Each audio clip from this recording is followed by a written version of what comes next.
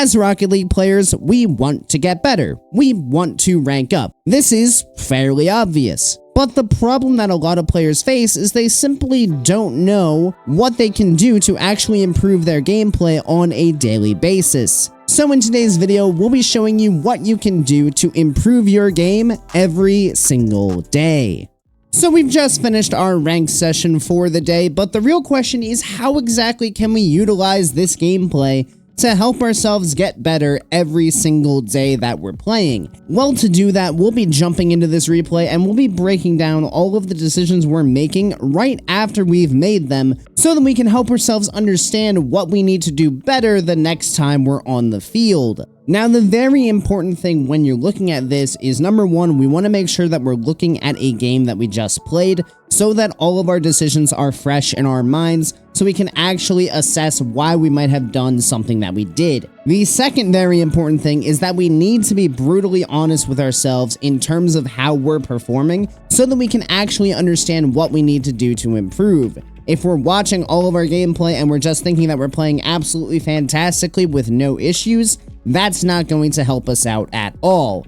So let's go ahead and kick this one on off and see where exactly we can possibly improve. So right out the gate, we're going to see a little bit of a slowdown to go get boost when we absolutely do not need to. So this is definitely one of those moments where we just kind of go on autopilot. But we already have to identify off this kickoff that opponent's going to be in a very awkward spot with this ball going flying towards his backboard. So rather than giving him any amount of time by going to get this boost here, we can just take some pads up the field and look to apply pressure immediately so that we can actually look to capitalize on the awkward position that opponent's going to be in. But instead, we meander all the way over to the big boost here. And yes, we still get into the play fairly quickly, but we do give them a little bit more time to get into a bit more of a comfortable position.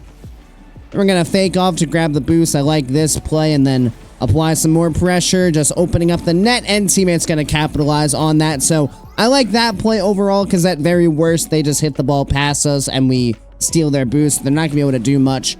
So very nicely done there. Bad kickoff, not getting enough of our car behind the ball, and then we rush this touch a little bit as well, and it causes us to go into a useless part of the field. So we have a couple options as we're coming across here. Realistically, there's no pressure on this ball. This guy's all the way back here. This guy's all the way over here. Teammates just gotten a full boost, so there is an argument to be made that we absolutely could just pick this up and drive away and signal to our teammates to let them come in. The problem with that, though, is that, again, that does allow the defense to get into a more comfortable position, and ideally, we'd like to speed up that process by applying pressure a little bit faster. The other option is we could look for this pass across the field to set up our teammate. That's probably the most useful option because our ability to turn on this ball in an effective manner is pretty limited by how awkward this turn is going to be. It's certainly something that we can do, but we don't exactly take the time to make sure this is as good as possible, and instead we just take the first touch that we can get. And as we've talked about in the past, when you take the first touch you can get, normally it's not going to be that great, as opposed to waiting to take the best touch you can get. So right here, just absolutely useless in terms of our movement. We're just flying through the air. Luckily, we do have a fairly smooth recovery, and teammate does nip into the play, although we do have a bit of a miscommunication as to exactly what's going on right there, but not the end of the world. Good awareness of the opponent there. I think the ball is coming to the left. It is not. This one's definitely a bit risky of a challenge. This is one for sure where we could absolutely fake this and just let him hit it over us and just go retreat to our corner to pick up control. Because our teammate is working his way back, this could be very volatile and bounce off the wall in a very bad way.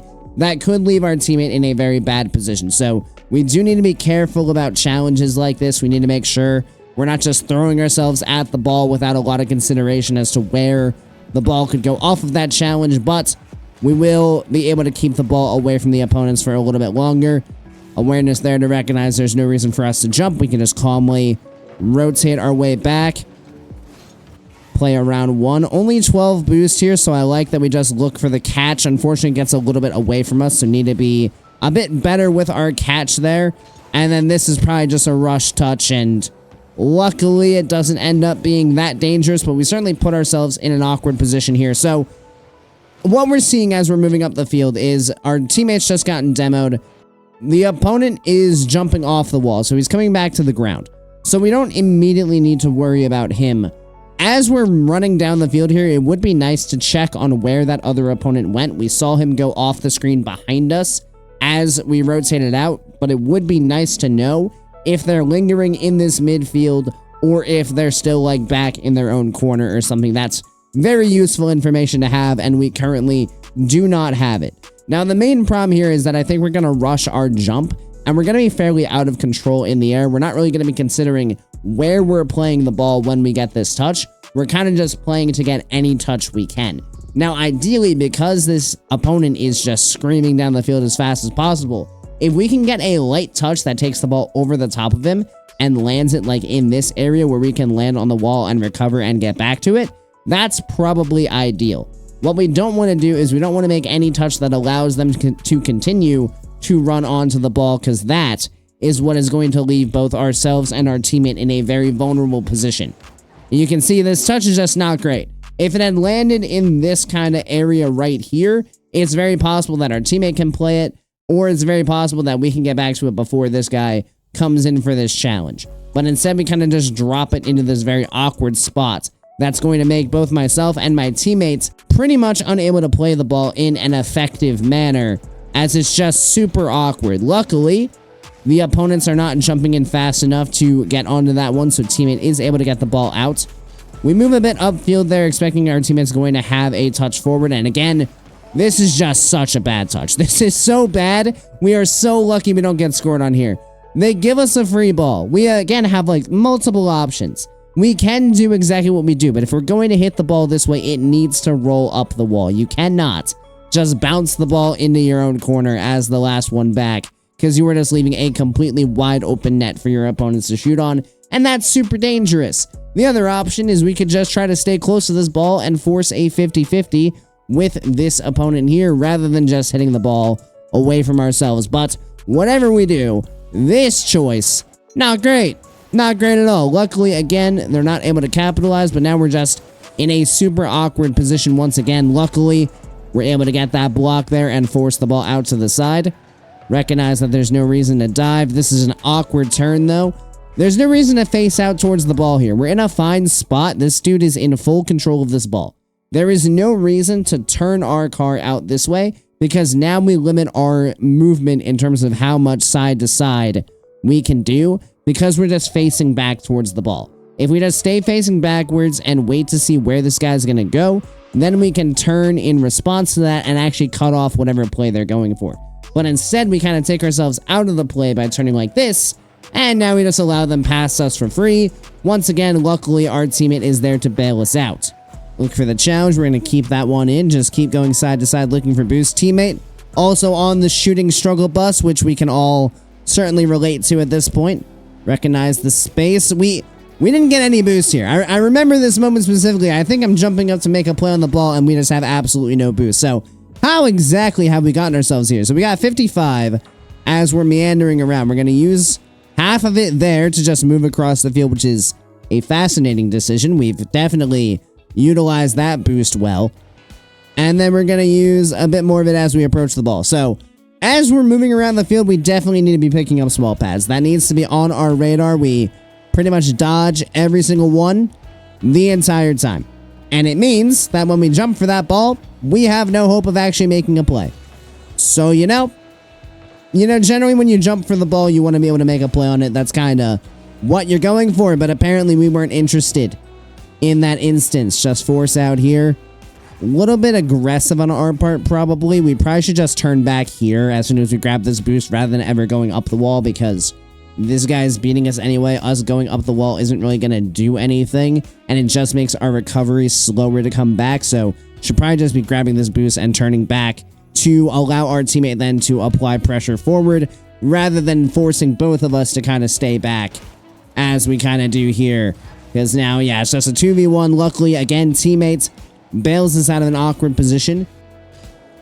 Recognize a bit of space. Again, heavy catch. So we've had a couple here in this game where our catches have just been a bit heavy, and then here we're going to get ourselves stuck in an awkward spot with our teammate that then causes us to have to retreat all the way back, which opens up a lot of space for our opponent. So as soon as we see our teammate come forward here, as much as we probably don't want to, we should probably just kill out and let him work on forward and preserve this boost so that after whatever challenge happens here, we can then make another play on the ball. Unfortunately, we try to just continue on into the play, creates this awkward double commit. Are we initially in the wrong here? No. Are we in the wrong at all? Probably not, because this teammate probably shouldn't be here.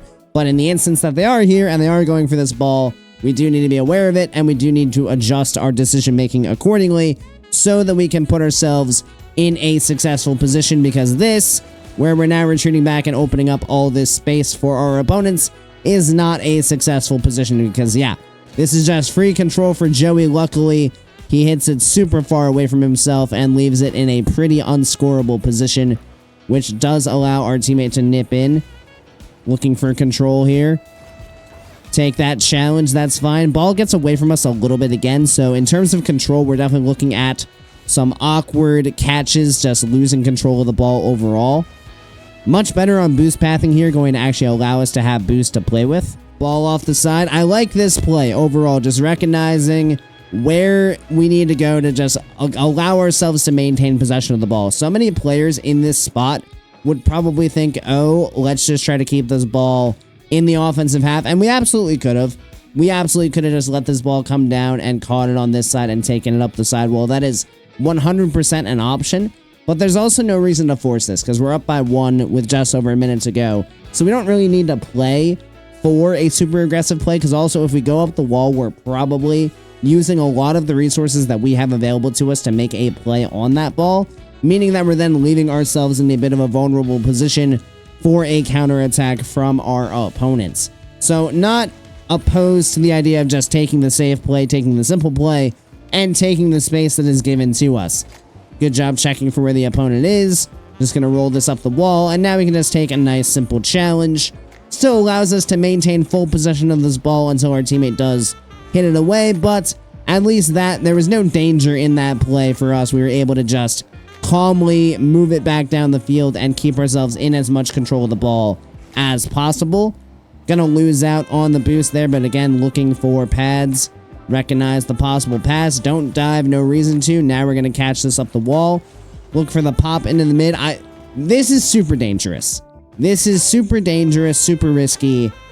Not exactly great. Once again, I think we probably could get away with catching this and taking it back to our own half.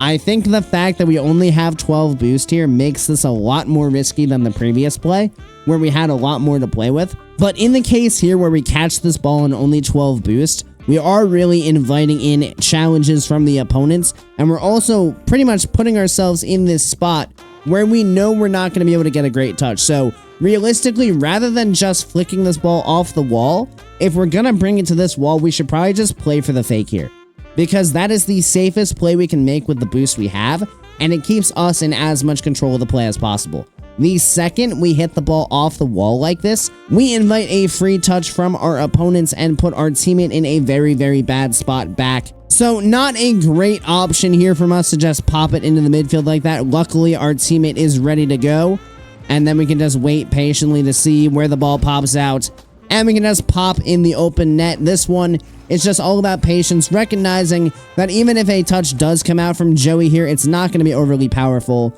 We're sitting in a fine spot to be able to play off of it. If it does indeed go over here to the left side, we can just easily turn to the left and play off of it, or go back if we need to. Lots of options from this position, but we are just smart enough to wait to see if he's going to miss this one, and indeed he does, and we can just capitalize on it and pop that one into the back of the net. So nice little win there from us for sure.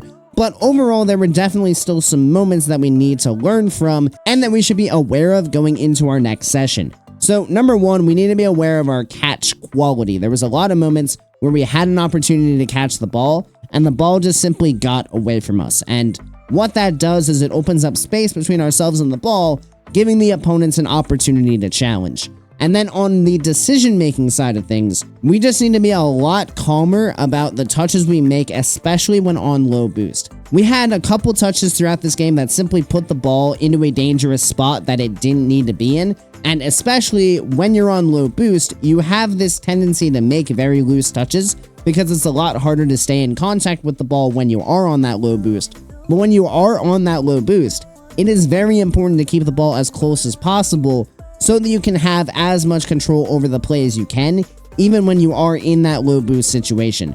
So touch quality overall, I think, is the biggest thing that we're looking at as we move into our next rank session. But this is an exercise that I highly recommend you guys do as you finish up your ranked for the day.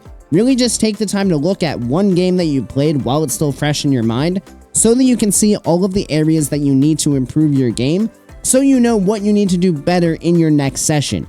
If every session you play, you're just going through the motions and playing game after game after game after game after game without ever stopping to consider how you can get better, you're simply never going to get better because you're always stuck in the same pattern. You're just never figuring out where your game needs improvement, and it means that it's staying at this stagnant area where you're not going to see the improvement that you want to see.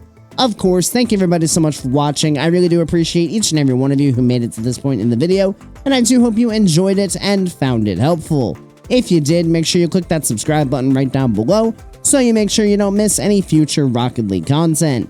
Additionally, if you'd like to be a bit more involved in the community we're building here, feel free to check out my Discord, which I'll have linked down in the description. And as always, I hope you guys have a great rest of your day, and I'll see you next time. See you later, guys.